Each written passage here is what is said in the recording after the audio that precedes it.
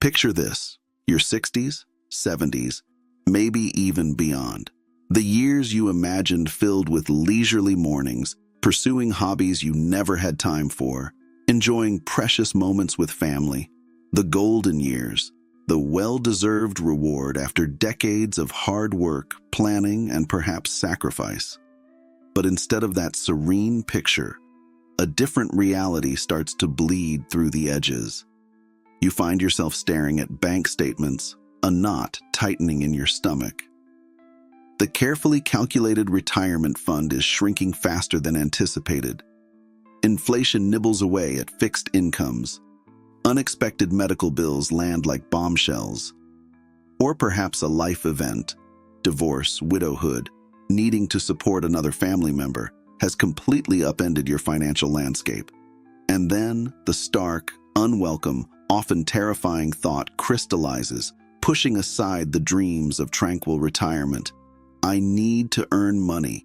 I have to work now. This wasn't the plan. This wasn't how it was supposed to be.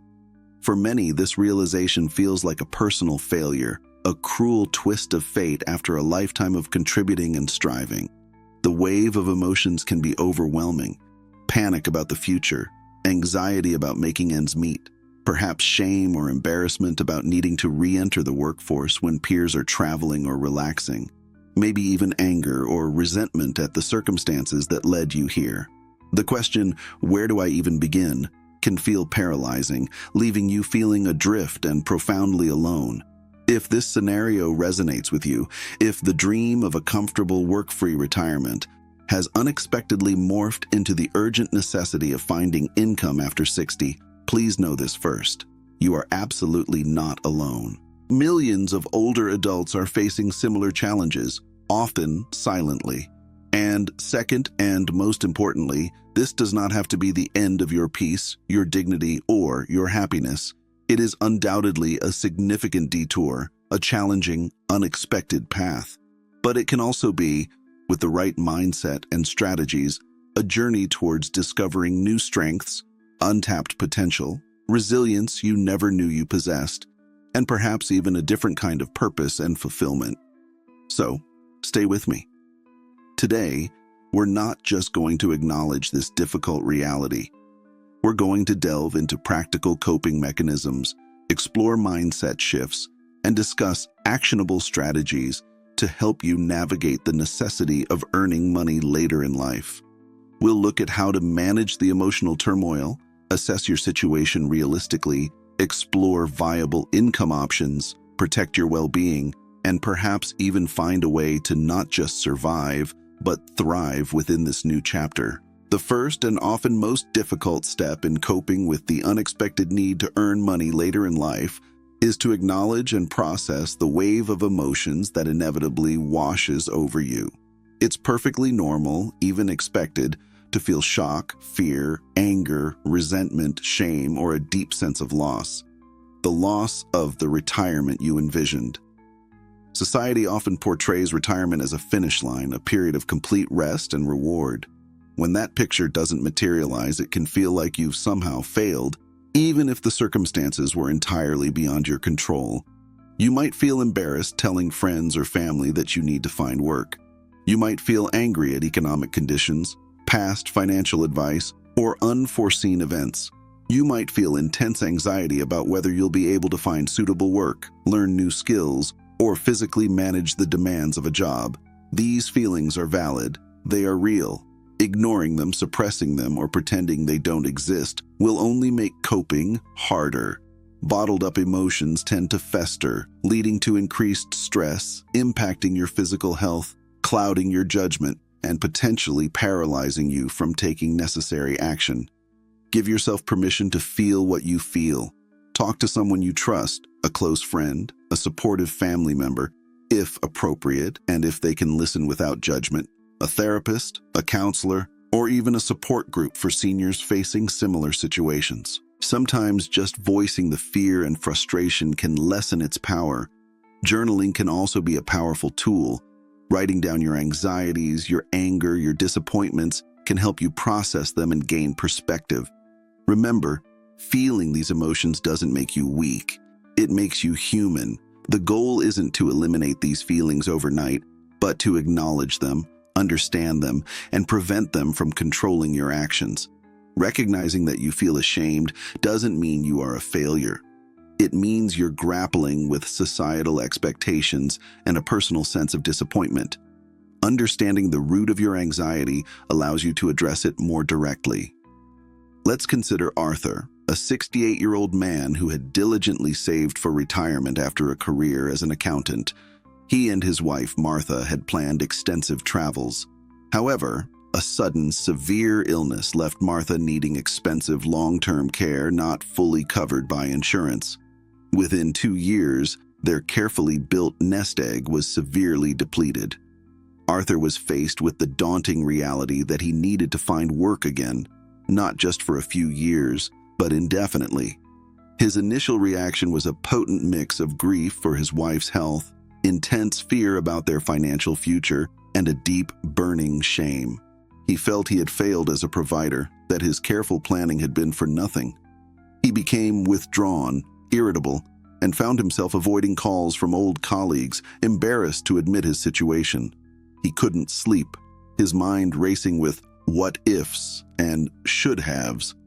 It was only when a trusted friend gently encouraged him to attend a caregiver support group that things began to shift. Hearing others share similar financial anxieties and feelings of unpreparedness made him realize he wasn't alone in his struggle. Voicing his own fears and shame in that safe space without judgment was incredibly cathartic. He learned that acknowledging the pain and fear didn't make it disappear, but it stopped it from paralyzing him. It was the first step towards accepting the new reality and beginning to think about practical solutions. Allowing yourself the space and grace to process these difficult emotions is not a sign of weakness. It's a necessary foundation for moving forward with clarity and strength. Once you begin to acknowledge and process the emotional weight, the next critical step is a profound mindset shift. It's about consciously reframing the narrative you tell yourself. The initial instinctive narrative might be one of failure, loss, and unfairness. I shouldn't have to do this. My planning wasn't good enough. This is a step backward. My retirement is ruined. While these feelings are understandable, dwelling on this negative framing can be incredibly disempowering and prevent you from seeing potential opportunities or tapping into your own resilience. The challenge is to shift from viewing this situation as an endpoint or a failure to seeing it as an unexpected detour, a new chapter, or even an opportunity for adaptation and growth. This doesn't mean pretending the situation isn't difficult or scary. It means recognizing that your worth is not defined by your employment status or your bank balance. It means acknowledging your strength in facing adversity. Think about the skills, experiences, and wisdom you've accumulated over a lifetime. These haven't disappeared. They are valuable assets. Perhaps this is a chance to use those assets in a new way. Perhaps it's an opportunity to learn something new, connect with different people, or contribute in a way you hadn't previously considered. Instead of focusing solely on what's lost, the idealized retirement, try focusing on what's possible now. Can this new need for income lead you to explore a long-held interest? Could part-time work provide not just money, but also structure, social interaction, and a sense of purpose that maybe full retirement wouldn't have? Can you redefine what retirement means for you? Maybe it's not about stopping work entirely, but about finding a different kind of work, more flexible, more meaningful, on your own terms. This mindset shift isn't about toxic positivity. It's about reclaiming agency. It's about recognizing that while you might not have chosen these circumstances, you can choose how you respond to them. You can choose to focus on limitations, or you can choose to focus on possibilities. You can choose to feel like a victim of circumstance, or you can choose to be an active participant in shaping your future, even within these new constraints. This shift takes conscious effort.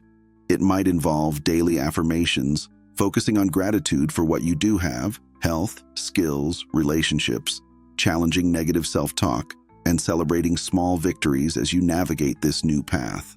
Consider Eleanor, 70, whose retirement plans evaporated when her small business venture, started just before retirement, failed due to an economic downturn, taking most of her savings with it. She was devastated, viewing it as a colossal personal failure. For months, she felt ashamed and stuck, applying half-heartedly for low-paying jobs she felt overqualified for, reinforcing her sense of diminishment. Her mindset was locked on, "I failed, my retirement is gone." A turning point came during a conversation with a career counselor at a local senior center. The counselor didn't focus on the failure, but asked Eleanor about her skills from her long career in administration and her failed business. Together, they identified her strengths: organization, client communication, problem-solving, and a deep understanding of small business operations. The counselor helped her reframe, "You didn't fail. You took a calculated risk that didn't pan out, but you gained invaluable experience. How can you leverage that now?" This shift was powerful. Eleanor stopped seeing herself as a failed retiree and started seeing herself as an experienced professional with valuable skills. She began exploring options for part-time remote administrative support for small businesses and nonprofits. She updated her resume, focusing on her skills, not her age or the business failure. Landing a flexible remote role didn't just provide income, it restored her confidence and gave her a renewed sense of purpose. She wasn't just earning money, she was contributing her expertise. The mindset shift from failure to leveraging experience was the key that unlocked her ability to move forward positively. With emotions acknowledged and a mindset beginning to shift towards possibility, the next crucial phase is practical assessment. Facing the numbers head-on can be daunting, but avoiding it only prolongs anxiety and prevents effective planning. You need a clear, realistic understanding of your financial situation to make informed decisions about earning money. This involves several steps. First, create a detailed budget. Track all your income sources, Social Security, pensions, any existing savings drawdowns, and meticulously list all your expenses. Be brutally honest. Divide expenses into essential, housing, food, utilities, healthcare, insurance, debt payments, and non-essential, travel, dining out, subscriptions, hobbies, gifts. Knowing exactly where your money is going is the first step to identifying where cuts can potentially be made. Second, take stock of your assets and debts. What savings do you have left? Are there investments you could potentially liquidate? Understanding tax implications? What debts do you carry? Mortgage, credit cards, loans. Understanding your net worth gives you a clearer picture of your runway and the urgency of your need for income. Third, project your future expenses realistically. Healthcare costs tend to rise with age. Will you need home modifications? Is long-term care a potential future need? Factor in inflation. A budget that works today might not work in 5 or 10 years. Fourth, determine the income gap. How much additional income do you realistically need each month to cover essential expenses and maintain a basic level of comfort and security? This target figure will guide your job search or income-generating efforts. It's important to be realistic here. Aiming for your pre-retirement income might be unnecessary or unachievable, whereas focusing on covering the essentials might open up more flexible or less demanding work options. Facing these numbers can be stressful, but knowledge is power. It replaces vague anxiety with concrete information. You might find the situation isn't as dire as you feared, or you might confirm that significant income is needed. Either way, having a clear financial picture allows you to create a targeted plan. While this video focuses on coping, seeking advice from a qualified, trustworthy financial advisor, especially one specializing in retirement planning or elder finances, can be invaluable at this stage. They can help you understand your options, assess risks, and create a sustainable long-term plan. However, be wary of anyone promising quick fixes or high-return investments, especially when you're feeling vulnerable. The goal of this assessment is clarity and realism, forming the bedrock upon which you can build your income-generating strategy. Let's look at David and Susan, both in their early 70s. They retired feeling financially secure, having planned based on projections from a decade earlier. However, a combination of higher-than-expected inflation, rising property taxes, and a couple of significant dental procedures suddenly made their budget feel tight. Panic began to set in. They initially avoided looking closely at the numbers, just feeling a general sense of anxiety. Finally, they sat down together and spent a weekend meticulously going over everything: bank statements, investment reports, insurance policies, utility bills, grocery receipts. They created a detailed spreadsheet outlining their current income versus their actual monthly spending. They also researched potential future healthcare costs based on family history. The process was sobering. They realized their comfortable buffer was eroding, and if they didn't make changes, they would face serious difficulty within 5 years. While scary, having the actual numbers in front of them was also empowering. They identified several non-essential expenses they could cut immediately, like multiple streaming services and frequent dining out.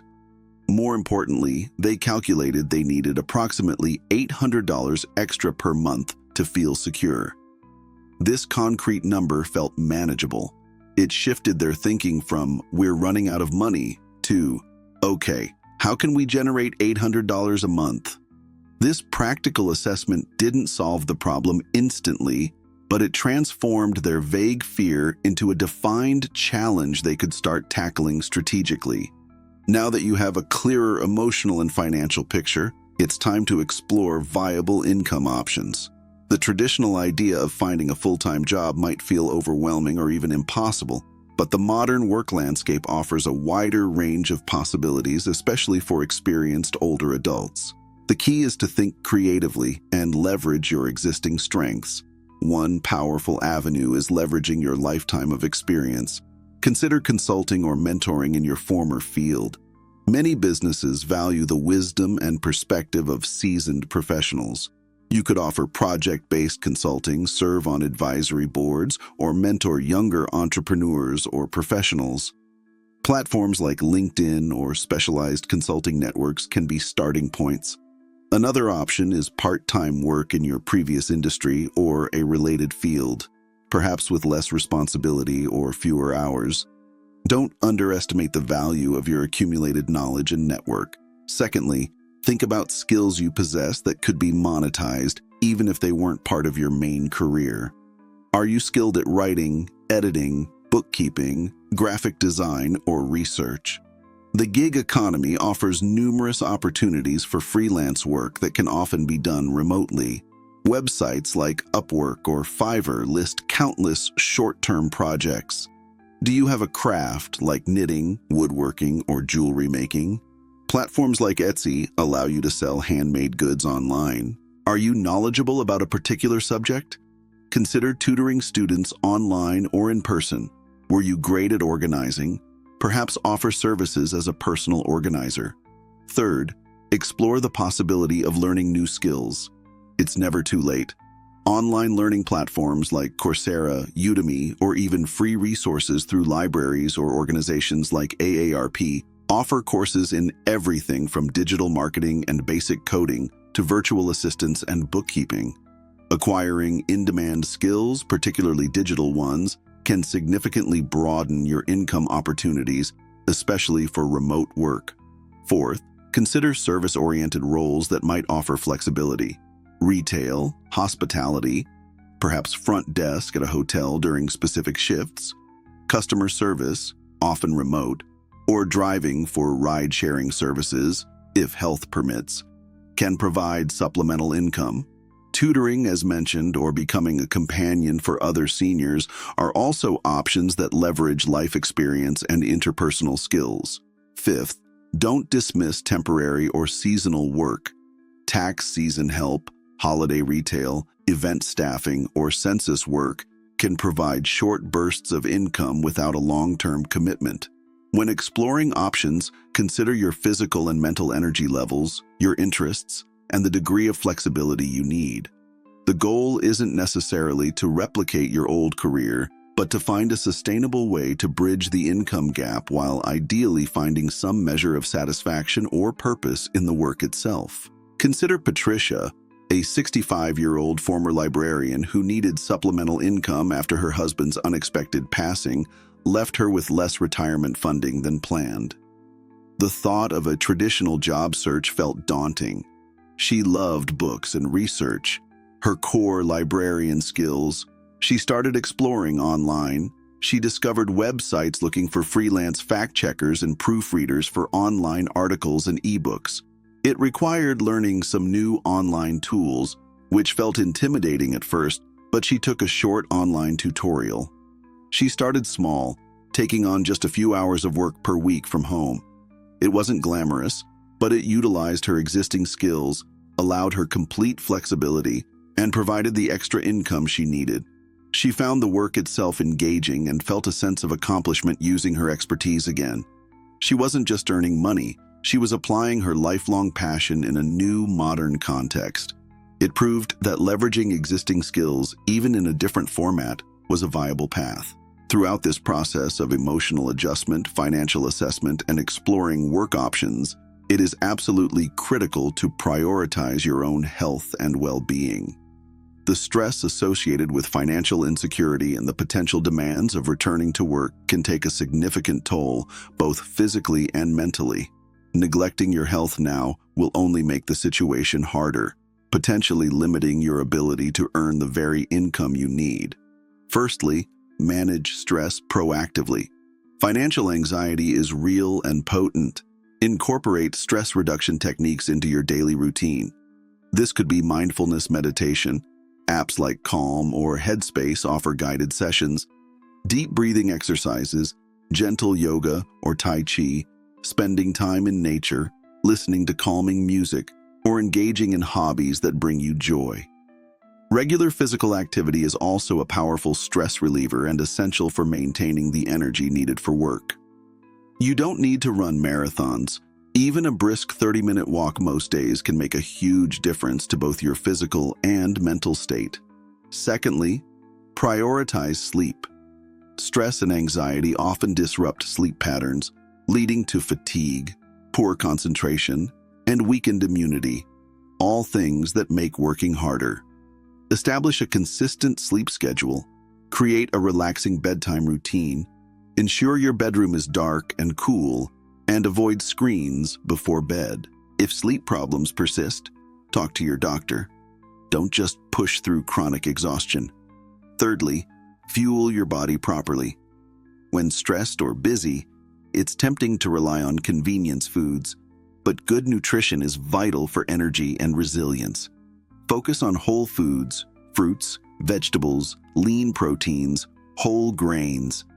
Plan simple, budget-friendly meals. Stay hydrated by drinking plenty of water throughout the day. Avoid excessive caffeine or alcohol, which can exacerbate anxiety and disrupt sleep. Fourth, maintain social connections even if you feel embarrassed about your situation. As discussed earlier, isolation is detrimental. Connecting with supportive friends or family, joining clubs, or volunteering can provide emotional resilience and combat the loneliness that often accompanies difficult life changes. Finally, don't skip health checkups. Regular visits to your doctor, dentist, and eye doctor are crucial for catching potential problems early. Manage existing health conditions diligently and take medications as prescribed.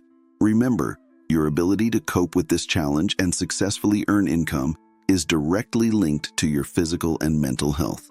Treating self-care not as a luxury but as a fundamental necessity is paramount. As you explore income options and prioritize your well-being, consider that this new phase may present an unexpected opportunity to find new purpose or meaning. While financial needs may be the primary driver, viewing work solely as a means to an end can make it feel like a burden. Is it possible to find work that aligns, at least in part, with your interests, skills, or values? Working for a reason beyond a paycheck can significantly improve your overall experience and mental well-being. Think about what you enjoyed most in your past career or hobbies. Were you good at teaching or mentoring? Did you enjoy problem solving? Did you have any manual skills? Did you find satisfaction in helping others?